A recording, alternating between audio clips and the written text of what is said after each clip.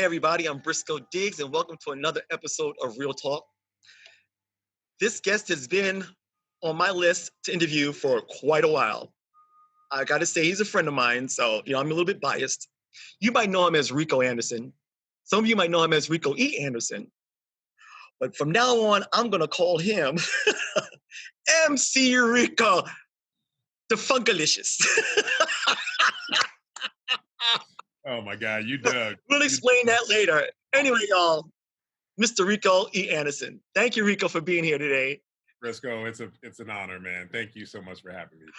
God, it's been a while, man. It's been a while. The last time I saw you, you were on stage as one of the Nicholas brothers. Oh my goodness. Wow. That was, I think, good Lord, 4 years ago? Yeah, yeah. Yeah. Yeah. Yeah. At the Alex Theater, Yeah. produced by Tegan Summer. And yeah, that was a wonderful event. I was really honored to be a part of that. It was beautiful. I still have my little jar they gave us, a commemorative jar. They Uh-huh. had apple juice in it. I hope you drank the juice by now. Yeah, I drank the juice, but I kept the jar. Good. So listen, I've known you for quite a while, but as I was researching you, I mean, your resume has gone, it just goes on and on and on. You're not just an actor on television, films, you do voiceover work. You're part of the Star Trek universe right now. You're just a Renaissance actor. I know that your first influence was just like mine. One of your major ones was The Wiz. So explain as a kid what it was like to see something like that and then eventually end up where you are right now. I mean, Yeah, I still remember I have one small memory of that experience when I saw it. I know that my school took us on a field trip to go see it. And it was a matinee show. And so I just remember seeing like the ensemble. And I remember it was the Wiz. And I just remember watching it and just seeing something like that live was just as a kid, we anything we see that's bigger than life is going to be just like wah to us. So, but there was something else that was going on, and I just loved what I saw in a way where, without even realizing it, I was probably telling myself, I want to do that. right. And watching TV, I watched a lot of TV as a kid. I read and I played outside, so I was very well rounded as far as my entertainment was concerned. But I did watch a lot of TV, and I was very, of course, very drawn towards people that looked like you and I. Mhm. And we I grew up in an era where there wasn't a ton of you and I on TV. Right. But when we were there, we were there. We Right. represented. You know, Right. so I saw those kids with that afro and that Uh-huh. dark skin, and just seeing that was I always say this all the time. Representation matters, Exactly. and when you see yourself, you see a representation of you, Mhm. and that's beautiful. No matter if you're black, white, Asian, Latino, it doesn't matter. You want to Mhm. see your representation. You want to see a reflection of who is representing you. Yeah. So that's what I saw, and I always felt like, man, I love seeing that on TV. I really love it. I love it so much. I want to do it, and I was like, I think this is something I might want to be one Mhm. day as I'm watching Good Times and the Jeffersons and seeing like Herbert Jefferson Jr. on Battlestar Galactica. Right. I think the only like one or two brothers on Oh, yeah, at the time. Yeah, for sure. The original yeah, one. Yeah. the original Battlestar Yeah, Galactica. yeah. But Uh-huh. just again, seeing us where we were in the different genres, from comedy to drama to sci-fi to horror, and just really gravitating towards that, and Right. just in my mind just thinking, man, I really want to do that. So it was something that I knew one day I would probably want to be a part of. Wow. And and this was me living in Chicago at the time. Okay, So before you move to the Bay Area. Mhm. yeah, so I grew up as a kid on the south side of Chicago, and then when I was 11, my mom, my siblings, and we all moved to the San Francisco Bay Area here in California. And so that's right around when I was 12 years old. That's when I really had a chance to jump into the acting arena. And there was this drama class in junior high school, which was taught by a man named George Felker III, Mhm. who was he was a brilliant actor. He did a lot of musicals, and he was actually Alfalfa's stand-in on the Little Rascals, Are you kidding? the Little Rascals Our Gang series. Wow, that's Um, awesome. I watched every single episode. I've seen them millions of times. then you've seen him. He said he was his stand-in. He was like his body double. Mhm. I guess if he reached for something, that was his Yeah. hand, stuff like that. But he was there. He was on that set, and he was very much diligent, or just Wow. very much present in that world. And he said he did a lot of other things. Mhm. And so he taught the drama class at That's amazing. yeah, at Somebody Willoughby. like that, it's like you're really learning from like the original. You know what I'm saying? It sounds crazy, but I Yeah, mean, they yeah, were flying to the seat of their pants back then. It was like all new. They were just exactly. creating the business in a way. So that's really amazing to learn from him. They That's were there great. from the beginning, Yeah. Yeah. and yeah, it was just he just taught us the basics and gave us through his stories and just his old enthusiasm. It was just he just really put a into what we're doing here, and that just intensified a lot of what I wanted to be as an actor, and it just made me Right. want to do more. And so I ended up doing that, and from junior high school, did a lot of musicals and plays and stuff like that, man. And they just kind of skyrocketed after that. I ended up going to San Francisco State University, Mhm. studying there, did a ton of theater and independent film around the Bay Area. I toured with Kaiser Permanente Educational Theater I was Program. going to ask you about that. That Yeah, was so interesting that I noticed that some of the topics that you guys were doing were really important for kids. And yeah, you played a character that was talking about HIV, being HIV positive, and yeah. passing that along. So you had your entertainment. You're using entertainment for something educational and good. That was really interesting. Yeah, it was a one. It's still going on. It's a wonderful program. I don't think Secrets is still happening now, but the Mhm. program itself is still happening. It's still tours, and it's still dedicated towards health and safety. So the play that we did was called Secrets, and it was about HIV, AIDS, and sexually transmitted diseases. Mhm. And it was based on this guy who was like the high school jock. All the guys wanted to be him. All the girls liked him. That type of thing. He meets a girl named Monica. They meet. They fall in love. They have their surrounding characters of friends. And he thinks, oh, I'm invincible. I'm a jock. Right. I can't get it. What are the chances? He goes to get tested because everyone's just like whatever, and he's like whatever, I'll do it. Come to find out, he is positive, and Wow. what it does is it it dealt with how he dealt with dealing with it, his friends, with how they dealt with it, his girlfriend, current girlfriend, and you know and it all had a happy ending in terms of Mhm. her accepting him, just Right. being, I'll be there for you, his friends. And what it did was it just really gave the understanding that it doesn't matter who you are, black, white, gay, straight, rich, poor, anybody's susceptible to getting Yeah, to I get appreciate you treated. doing that. You probably were doing that around the time that I was diagnosed. So um, Okay. I really appreciate that because, in the 90s, of course, before in the 80s, but in the 90s as well, it was still that stigma. And That's when it was really big. I Yeah. was the kind of person, I didn't care. I heard the worst news of my life. What can you do to me? So I was just not going to live that way. I'm like, Yeah. no, I'm not hiding in any closet. I'm going to speak it out so other people can protect themselves. And, if they learn from me, they can stop. So thank you, for Rico, for using your art for that. That's great. Oh, dude, I tell you, it was an honor to be a part of it, and I tell you, we did this Q&A afterwards, and Right. it's basically ask whatever you want, and Mhm. we got a lot of the usual questions that a lot of high school students would ask, some very serious, some very funny, but they were all underlying concerns, because it's Mhm. just like, look, I don't want to catch it, and I want to know Mhm. what you gave us idea things that we could do to not get it, but what are some of the other things that we can do? Can Right. people, I mean, they'd ask questions like, can you put on two condoms? What if what if you pull out Mhm. beforehand? It's like all these Right. things. What if you during a certain time, you name it, they asked it. There's But no we dumb had question. no, I mean, there really were no dumb questions. I mean, Right.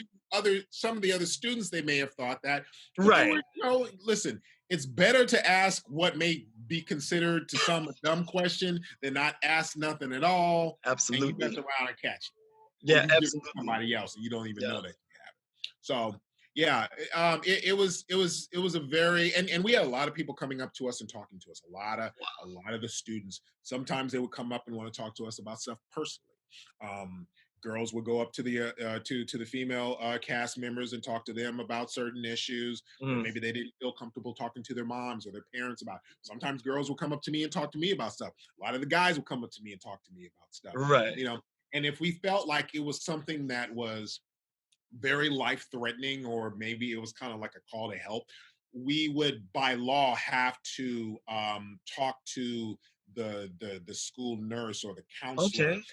and let them know that this is Mhm. something that really should be, taken toward another area, in terms of just, you're talking about it now. We understand that, we respect that, but we Right. you know something else. And like, we didn't go beyond, behind their back on it, but we just wanted to make sure that they were on board when they stopped. Right. So basically, it was a really great program Yeah. that really did a lot for the young community. Dispelled a lot of Probably rumors that a s lot of kids probably have. saved some people's lives as well. So that's Oh, really I mean, good. we had a couple Yeah. kids even come up and tell us that they were diagnosed as positive. Mm. So they Wow. really, they it became more personal because Right. now I'm representing, and I'm Mhm. not positive, but my character was, and Right. that character of Eddie was representing what they were going through, and they Mhm. really felt a connection. So yeah, it's one of the things, and it's something that really made me want to continue doing even beyond Kaiser, Right. in terms of just doing stuff that's educational and just really being a part of being something big in somebody's life, whether it's volunteering or just being a part of a production or something that really drops a Right. lot of knowledge towards people and really Right. helps them out in their life, whatever way that would be. So that could segue to what's going on right now. How are you holding up through all of this? The COVID going on, and our protests for Black Lives Matter, and um, Yeah. the trajectory of what's going on right now. How are you holding up, and how are you feeling? Briscoe, I tell you, man, if I had known that you would start off 2020 with Kobe Bryant passing, and then our this pandemics that's happening, and then add a civil rights movement Hmm. as well, and all the other stuff in between, Yeah. and God knows what the future is going to hold, especially within the next few months, if you know what I'm saying. Yeah. It I wouldn't have believed it. I wouldn't Yeah. have believed the story. I would have thought it was science fiction. And Yeah. I'm a nerd, so Yeah. I Yeah. Yeah. And it yeah. sounds like it, doesn't it? It's just it really, and it feels like it. I mean, Well, the TV show Black Mirror. oh yeah. Yeah. Yeah. Yeah. So Black Mirror has this billboard. I think it's in London, and it's like on a bus stop, and it's basically saying, and it's got the Netflix, it's got Black Mirror on top, Netflix logo on the bottom, and a mirror. And it's basically saying something along the lines of, "This is the current season of Black Mirror. We can't write this shit." Right. Something like that. Yeah. But when I look at that, I think, man, this is like Black Mirror, Twilight Zone, Back to the Future 2, and God knows what else that I can't National even. Lampoon mixed together. Cause Oh man, right? Thank you. I didn't even think about that. National Lampoon. So, but I tell you, man, obviously for all of us, for those of us who believe in the science and believe in Mhm. what's really going on, like myself, it was scary. I mean, it's Mhm. still scary, but Yeah. that first time just encounter and realization was very scary. I had 3 jobs basically backed up, back to back. But Mhm. beyond that, it was just scary Yeah. because this is a virus that anybody can catch at any time, and we didn't know a whole hell of a lot about it in the beginning. I mean, we knew what we knew, but we didn't know at the time, right before all the lockdowns happened, that maybe wearing a mask is probably the best thing. Maybe we should all be wearing gloves. Maybe Mhm. we all shouldn't be bunched up together. So it was Right. all these things, and Mhm. I'm doing fine, man. Good. It's I'm staying home. I mean, I only go out if I have to go to the store. If I Right. go jogging, I go in a neighbor part of my neighborhood that Mhm. is not, a lot of people. If I see people, I'm 6 feet. Yeah, So yeah, yeah. yeah, just being cautious, and Right. just Whoa, I'm sorry. observing what I need to do to be safe and Right. ensure that I'm not gonna catch this. Right? Knock on wood. Yeah. So. Well, your hair's doing really good though in the COVID, man. and, Man, and let me tell you, before it started, it wasn't even half the look. This is how long it is. wow, it's probably out Yeah, like this, and you blow. yeah, yeah. If I blew it out, it'd be like, but how our hair is. Yeah, It, yeah, it, yeah. it curls up and gets all like this. So I love my hair. It looks great. Yeah, thank you, thank you. It's hey Somebody asked man. me to grow my afro back. I said that'd be the thinnest afro in the world. It'd be one of them wispy. I have a And lot of hair. It's just thin. It's just not, I ain't even going just a there. little I on the just thin shaved it. side. I'm You done. look you look good with the bald hair. Thanks, It's that brother. sexy black bald, brother. Yeah, it went So, back to it. Yeah, I was like, I'm 58. I don't even play around with no gray hairs or bald spots. man, come I'm on. here. And you Go don't on. even look like you fit. Shut up, Yeah, I 58. just turned 58 in June. Yeah. I don't know. Man, It's my we mother don't and father's fault. Thank my late father, my mother. man, God bless him, man. I mean, Yeah. dude, you look great. 58, come Thank on, you, man. brother. I Come appreciate on. it. Speaking of looking great, are you single? Because I'm sure all the ladies will want to know. I'm single, man. I'm And the single. reason, don't get mad at me, gay people, gay guys. I'm just telling you. The reason I said ladies is because Rico is straight. We can appreciate his beauty, but he's straight. So that's why I asked about the ladies. Okay, so I don't want you to write me no emails, no letters. I know we're not blind, but we're not his cup of tea. So get over it. So Don't cuss my man Briscoe out. Don't do it. Don't do it. no, I'll be people say you're being insensitive. I'm like, no. Oh, come on, man. Hey, listen. Ellen, because Ellen used to do that. Ellen used to say, "Hey, ladies, isn't he handsome?" And it's like Ellen is Wentworth Miller. He's super gay. He doesn't want to date a guy. So get it Wrong straight, plumbing. woman. Wrong plumbing. Yeah, yeah, Wrong. yeah. So yeah. But yeah. So you've been really busy. I heard that you said some of your shows stopped production because of COVID. We were the Yeah. same way. I was in the middle of Grey's Anatomy. We were shooting a scene. And the next thing I know, we're going home. We were done. So Yeah. yeah. So Everything just stopped. I'm hearing that we might be coming back kind of soon, but how do you feel about going back to sets? What do you think you might be ready, or are you? Well, I tell you, so 2 years ago, I shot an episode of SWAT. Oh yeah, yeah, I got that down here. Yeah, and I'm going back to playing that character again. Um, yeah, yeah. It's for the Love Squad. And you got Debbie on it too. Debbie Allen's on it as well. She plays gosh, Tomorrow's mom. Shamar. How am I going for Shamar Moore's name? Now you know I'm going crazy. The other day I forgot Ellen Pompeo's name. Work on the day Oh, on show. So uh, senior no, moments, but that's going to be great. Oh my God, Rico, to see y'all. yeah. Oh my God, I love that. So you're coming back as the same character. I'm coming back to the same character now. Here's who I'm playing. So I'm playing Shamar Moore's father, but in flashbacks. So the current father is played by Oba Babatunde, legendary Right. Oba Babatunde, who his wife is Debbie Allen, even though they're separated or whatnot. Right. No, no, no. Yeah, it's crazy. Yeah. Oba, I remember the first time I ever seen him. It was on Broadway, a Dreamgirls. Yes, Yeah, yes. my ex boyfriend is Shirley Ralph's first cousin. I'm like Oh Jane wow. dropping. So he never really Hey. wanted to go see Dreamgirls, but I used that. I'm like, I'm gonna see Dreamgirls 55 times On stage. You've seen it on stage on before. stage. Yeah, I lived in New York at the time, So yeah, Oh, he okay, was like, just okay. go see. And so I've yeah, never Oba seen it on he's one of stage. my heroes. He's also he was on the Bold and the Beautiful not too long ago, a few years ago, and he was killing it. Yes. So oh Yeah. my God, he's like legends. You're a I, legend, I Rico. I did well, by name. I'm still I'm working on the saying it. legendary status. I'm I'm still saying it working. out loud. Wow, wow. Thank you. I appreciate it. Yeah. I appreciate it. So go ahead. I'll No, let you finish. Go ahead. no, it's okay. I listen. I 2 years ago I shot an episode of SWAT where I'm playing young Daniel, who is Shamara Moore's father, but this is in flashback, so we're talking like late '80s, early '90s, Right. um, or middle '80s, early '90s, and so they're bringing my character of young Daniel back. Um, the episode was originally supposed to be shot as the season 3 finale, Oh, right. Okay. Uh-huh. but they got to 21 episodes. I'm the 22nd episode, the season Wow. finale of the Mhm. of SWAT. I was in Oregon rehearsing for a play that I was doing with the August Wilson Red Door Theater Project. Hmm. And so I ended up I tell you, we were in rehearsal. We were going to drive down to the city of Bend, which is like a 3.5, 4 hour drive. That Thursday morning, our production manager called us up and said the governor declared a state of emergency.